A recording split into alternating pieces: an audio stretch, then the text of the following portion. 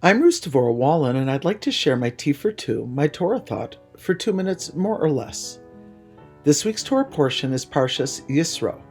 Yisro is the name of Moshe Rabbeinu's righteous father-in-law who became his advisor.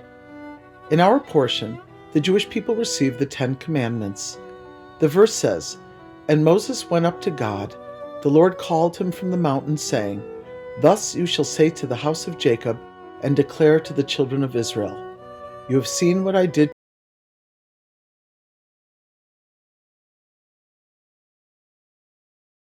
to me faithfully and keep my covenant. You shall be my treasured possession among the peoples. Indeed, all the earth is mine, but you shall be to me a kingdom of priests and a holy nation.'" The phrase I would like to focus on is Kosomar leves Yaakov v'sagid livnei Yisrael. Thus you should say to the house of Jacob, and declare to the children of Israel.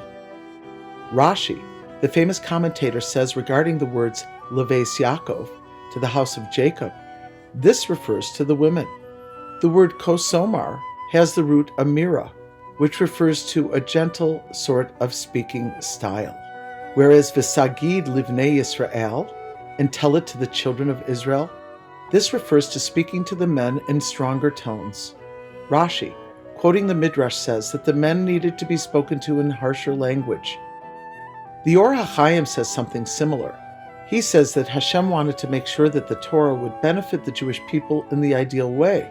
So Moshe had two options, either to address them with words of love and fondness, which would give the people the desire to take upon themselves the Torah and its commandments, or he could speak in stronger, rougher words. According to this opinion, there are different types of people, and the Torah needs to be shared in a way that is best received for each person. In the daily prayer service, at the end of the Amidah, are the words, V'sein chalkenu b'sorasecha, give us our portion in your Torah. Each of us is unique and has a portion in the Torah. Each of us needs to learn the Torah in a way that speaks to our hearts, minds, and souls. Our first mentor, Moshe Rabbeinu, was given the task from Hashem, Kosomar, thus you shall say to this sort of people, and tell these others in this way. We must learn what Moshe did, which was to convey the Torah in the ideal way for us to receive it. Another explanation about this verse is that the women were approached first in the giving of the Torah, and only then afterwards the men were approached. This is because when God told Adam not to eat from the tree of knowledge, Adam did not convey the message accurately to Chava.